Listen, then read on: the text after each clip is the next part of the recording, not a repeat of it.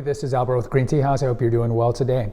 Today we're going to talk about tea in England in the 1660s to about the 1760s, what it was like, the culture, the smuggling, and what kind of teas were available at the time.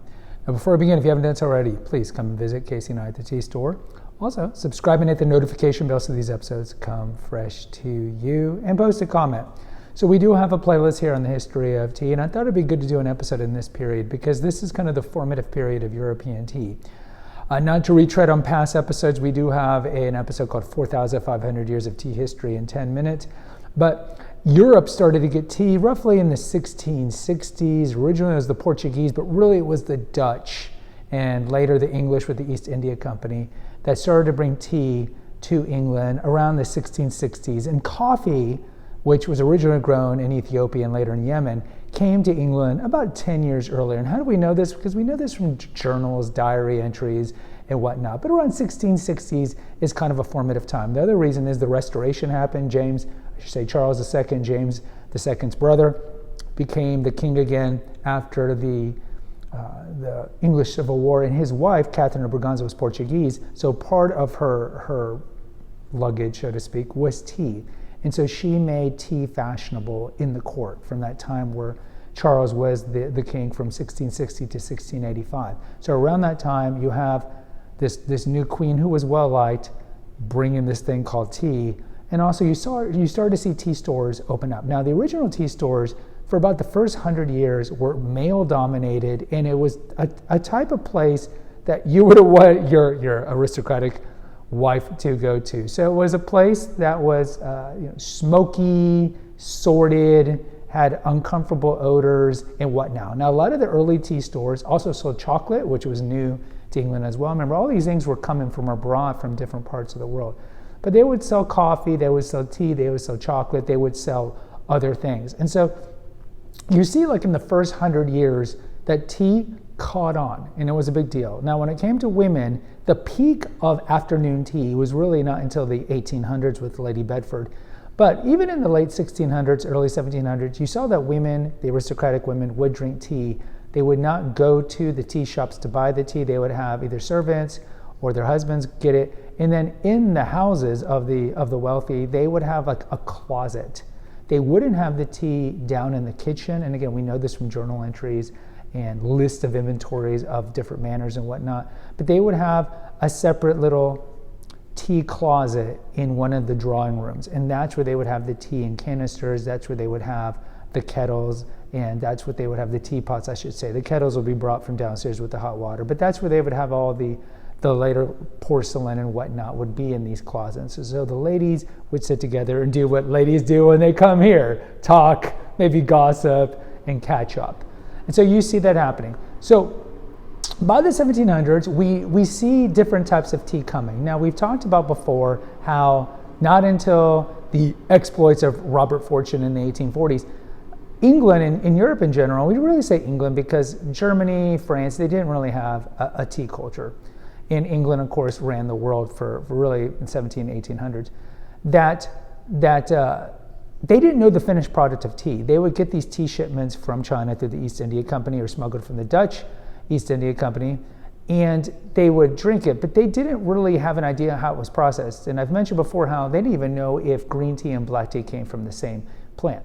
So through the exploits of these smuggling companies and through the East India Company, there would be various teas at these tea shops. And one of them, Hyson. Hyson was kind of an inferior green tea. They would have Congo. Congo was considered a higher level black tea.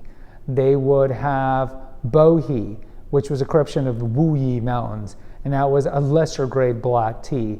And they would have various assortments, they would have blends and so forth. So at that time, green tea was being drunk as well as black tea. We talked about in that episode why the eventual trend, especially accelerated in the mid-1800s, why England went from drinking green with sugar to black with sugar, and that's largely because the Chinese were dyeing green tea to make it look fluorescently green because that's what the English market wanted, and they found out through fortune that they were using poison to do so.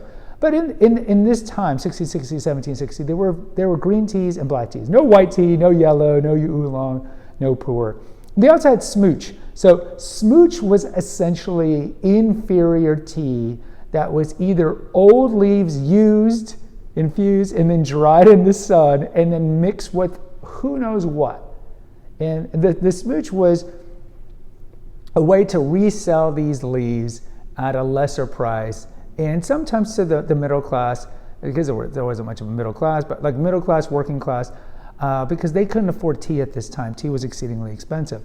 And so smooch was around, and it would just be tea mixed with chocolate, mixed with coffee, mixed with a variety of tisanes, herbs, mixed with spices, just to water it down, similar to what baristas do, bartenders do, mixologists do at bars. So smooch was very prevalent, and this was what was commonly drunk by the non-aristocratic groups. And the other thing that brought tea to the middle and lower classes, not as much as you see later in the 1800s when tea became very affordable and you started to see high tea, was smuggling. So as I mentioned, tea was very taxed because the crown saw, oh, well, the aristocratic people were like tea, well, let's, ding, ding, ding, tax it up. And so tea was exceedingly expensive during this first 100 years of tea in England.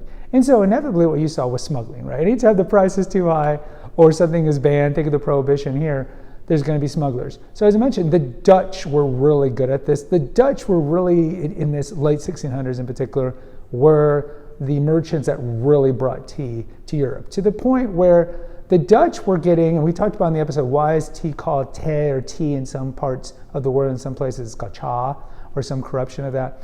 So the tea that the Dutch were getting was from Amoy, a certain region off of more kind of like central China, and over there in that dialect they called tea or te or cha, stuff like that. And then further south near Canton, that dialect, they were calling tea cha. And so you see different parts of the world calling different things. But since the Dutch were the first to really start bringing tea to the Netherlands and to England, the Amoy area called it tea or te, and that's why we call it tea today.